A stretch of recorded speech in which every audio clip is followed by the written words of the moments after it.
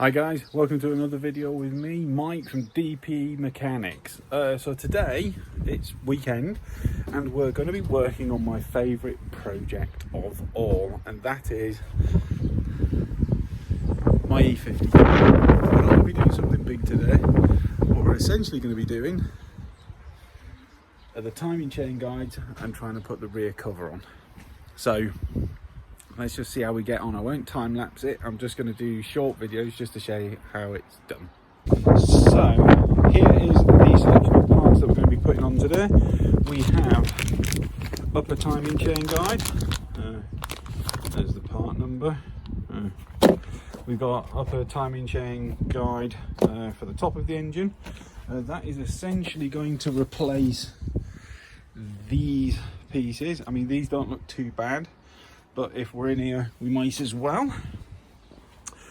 We have got 3 timing chain guides. We had to mix them up a little bit because it's strangely enough, Febby didn't have these pieces, but they had that one and the other one. So we're just mixing manufacturers. To tell you the truth, it doesn't really matter.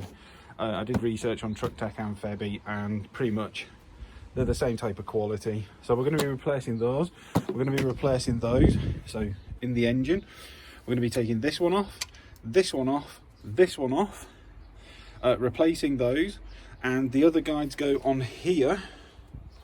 If we look in there, you'll see those holes. That's where the other guides go, which then apply tension to the top of the chain across here to keep the whole thing pretty much running hunky-dory. We'll also probably see if we can get, before we put this lower timing chain cover in, which is going to be a pain, to be truthful. We'll also have to put the new water transfer pipe in, the rubber gasket that goes back there, and also put the valley pan cover on.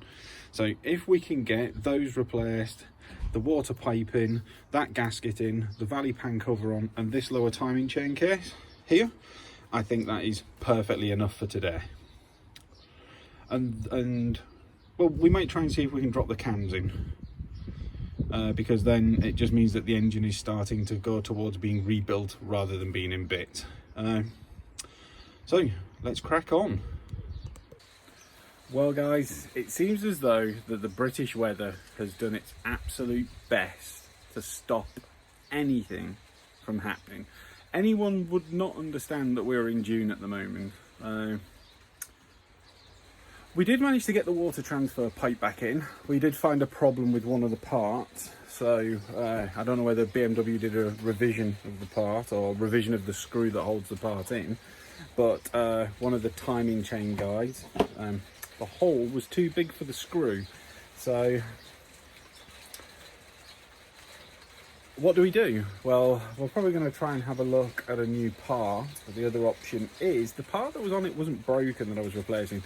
The part I've already replaced that was originally broken, I pointed out in the video, has been done. The second one wasn't broken. The actual guide was quite firm, so what I may do is I may use some RTV or something just to glue it down. Because obviously it's under pressure, so if the RTV holds it, then it's not going to slip. The other one was broken at the end. I mean, this is perfectly fine. So I may just double check it by gluing it down, because it seems to have affected one side more than the other. So I don't know whether the chain tension was right or if it's been serviced before, or I don't know, something. But obviously right now, if you can hear, there's rain, lots of it. So what I did do is I put the water transfer pipe back in. The lower timing chain case is going to be a bit difficult. Now I've got 2 options. One, I either use my brand new engine lift and take the whole engine out, or the second one is we don't need to remove the heads. There's a lower gasket that's on the oil pan that goes onto the bottom of the lower timing chain case. Now that doesn't actually hold oil because there's a 2-stage oil sump on one of these X5s. I think if it was pretty much RTV'd, it'd be fine. I mean, don't forget, this isn't going to be a high mileage runner. And the simple fact of the matter is, if it does become a fact, if it starts leaking again, in all fairness, it's not really a hard slog to just kind of pull the engine. And in about 50,000 miles anyway, the engine's going to be pulled to have new... we're going to get all reboard and get the head cleaned and all that lot. So, yeah, we tried.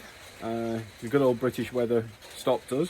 But we'll see if the weather goes down, and if it stops raining and stops winding and stops doing all the good stuff that British weather does, then we'll crack on. But for now, we're on hold. Speak soon. So, after what will seem like a few seconds to you, potentially even 30 seconds, we are on the next day. So today is Sunday, not Saturday. Saturday, if any of you are in the UK watching, you would have noticed that we had Armageddon drop. So we had hail, snow, rain, wind, lightning, thunder, sunshine, cold winds, high winds, slow winds, cold, deep cold, and all the good stuff that comes with it. Sorry if there's a background noise as the tumble dries on. Let's move outside. So we managed to do some things yesterday. Now let's just go around here in the X5. Did I achieve what I wanted to achieve? Partially. Some of it is not going to impress some of you if you're used to following me or watching some of the stuff I do. Some of it is actually quite good. So let's have a look, see if there's anything's completely soaked through. So let's move some of these covers out the way. Right. So where we ended up was we got the lower timing chain cover on, and we got a brand new water transfer pipe in, and we got the lower timing chain cover on. Now, we had to make a slight compromise. So what I needed to do was, I couldn't replace all of the timing chain guides. That's just because I took the cam cog off. So these and these, so I actually took the chain out and took the cog off and detook all the tension and checked all the timing chain guides. They're actually fine. So this was the one that was giving me issues. Now, I don't know if you can see, but let me just see if I can. So if you look there, you'll see that there's a healthy bead of RTV. So, you know, gasket sealing. So what I actually did was, let's go back to this side. So there's a bit of a problem with this. BMW, in their ultimate wisdom, and my favourite engineer, who I shall not name, in BMW, who designed these engines, decided to feed the chain and the chain guides through the cylinder head. So the only way to remove these two chain guides, because one's bolted up here and one's here, is you have to take the cylinder head off. I don't know why. I don't know who came up with that intelligent design. It's mental. Plus as well, the timing chain is actually ran through a pin in the lower part of this upper timing chain guide here. It's completely mental. It baffled me, because these two here on this side are held on by screws down here. If you look in my last video, there's two screws here that bolt these on. This one's got an additional screw up here, T45 star bit. You unscrew those, this one comes out, that one comes out, and then you can just rebolt these back in. These are held on by two nuts behind on a pin that screws in, and the only way to remove these is by ultimately taking the head off. Now, if you've been paying any attention in the videos, you'll know that as of right now, I'm not doing a head build. So I'm not taking the cylinder heads off. I'm not going to go that intricate into it right now. The engine's going to have a full rebuild, scrub down, and essentially going to go through a full refresh in the next 50,000 miles. Now you're probably going to say, well, I'm doing an engine refresh now. I've done all the valve stem seals. There's no cylinder gasket leaking, there's no head gasket leaks, there's no coolant problems, there's nothing with gases or anything. The head gaskets are fine. We don't have any problem with compression. I've done all compression tests. There's nothing that suggests that I need to do this. I have checked all the timing chain guides from what I've just pointed at. So those on the bank 1 to 4 is absolutely fine. They're not worn, they're not breaking, the chains are fine.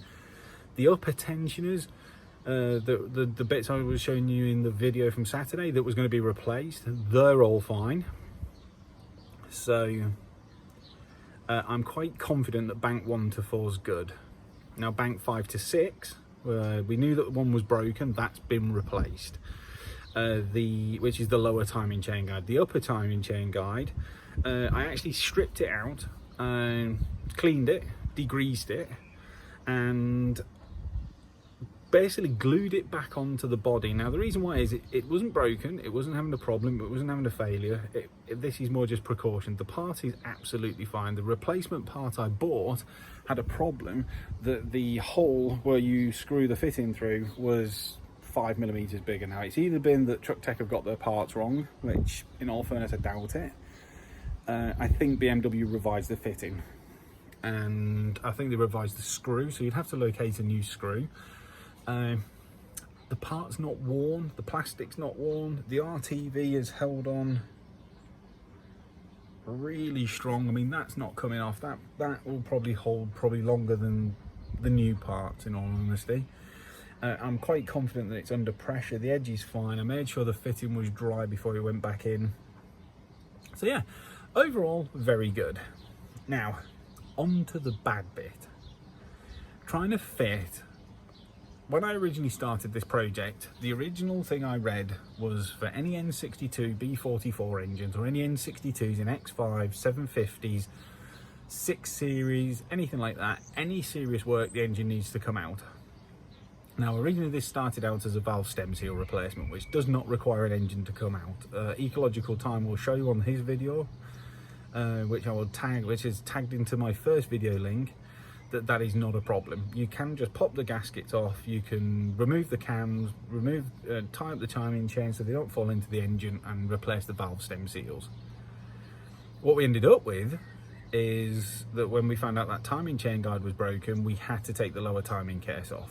Now that is a whole load of work, because the alternator bracket, the front differential's got to come out, alternator bracket, you've got to loosen off the AC compressor. There's loads of ancillary pulleys to take off, which is all kind of not that hard, just time consuming. And my engine in particular as well had an oil leak, which was from upper timing chain covers, which we're replacing the gaskets on anyway. So it needed doing, and I wanted to clean all inside the engine. So as you see it now was not how it looked a few weeks ago.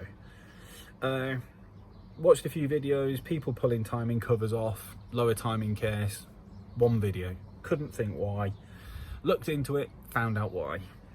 So let's get back to looking at the engine. So this little piece of aluminium here, which runs from the, as you see, is part of the cylinder head. Underneath here is the metal gasket, which is part of the head. Now, these two screws here play no part in the compression on the cylinder head to the block. All the gasket does here was to provide a seal to this upper timing chain case, lower timing chain case, which is fine. There is also a metal gasket that goes around the bottom of the upper oil pan down here, around here. So the total gasket thickness is overall in total about 2mm. Now, taking the timing case off, there's a bit of a struggle, especially make sure if you're doing this job, undo the third nut at the back and make sure that this is super loose and it can be moved. Otherwise, if you do not move the AC compressor, it will crush the guide pins here. There's a couple of little dowels, steel dowels here. It will crush them. They're a pain in the bum to get hold of. If you do that and bolt it, and getting that third bolt around the back loose is an absolute nightmare. We will do a video on how we put that back together and where it's located, but it's located round the back, right round the back, right round here. Putting it back on was problematic, because there's a little guide that sits under the main crank in here, inside the timing case, back here. And also as well, when you take this out, it will bend some of the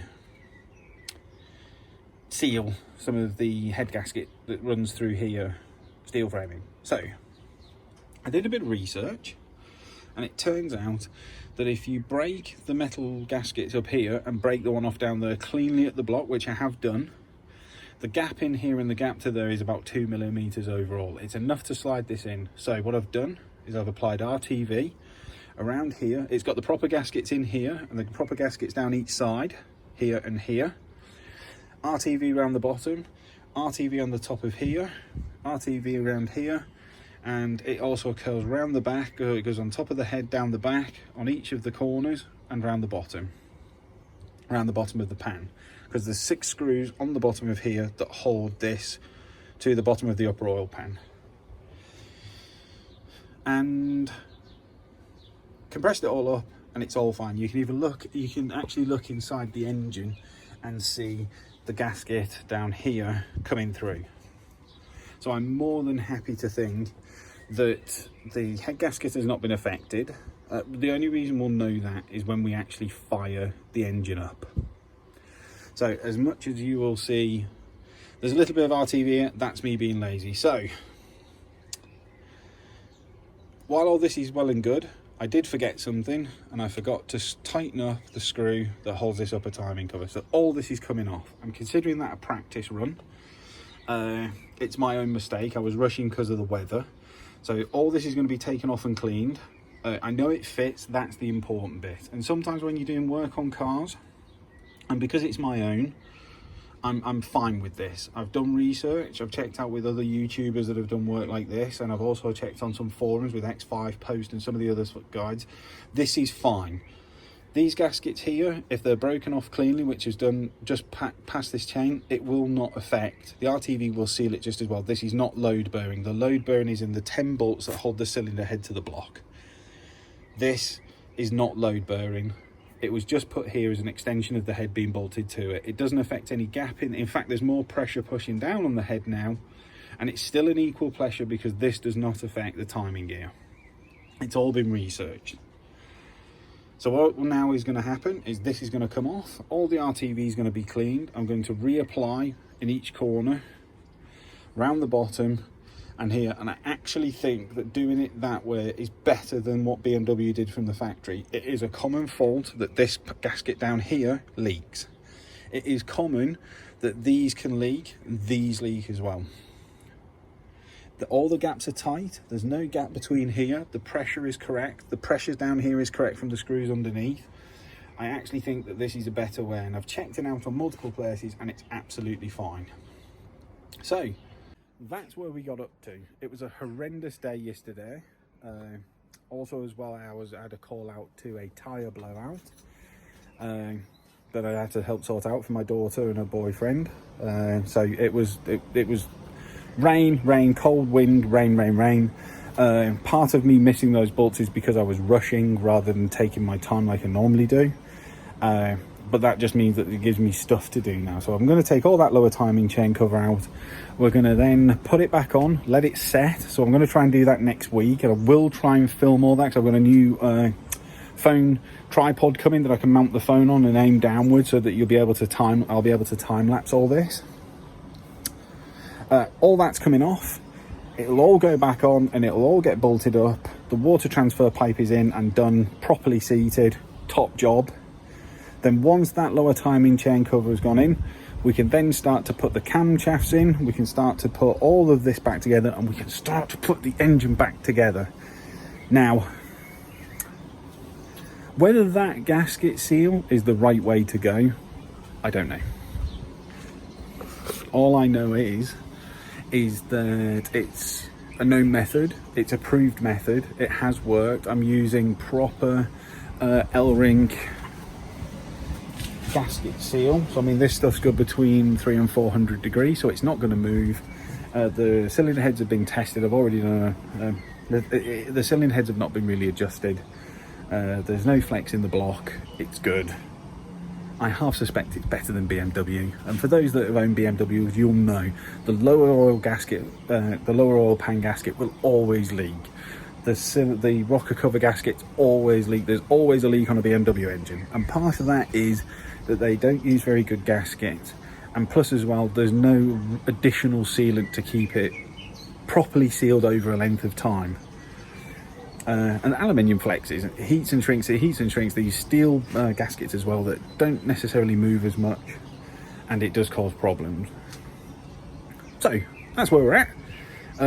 I think that's about the length of the video that we need, and thank you for watching. This is part 2 of the E53 X5 engine refresh on an N62B44, and keep your eyes out for part 3, which will be coming next weekend. Thank you very much for watching. Speak soon. Bye bye.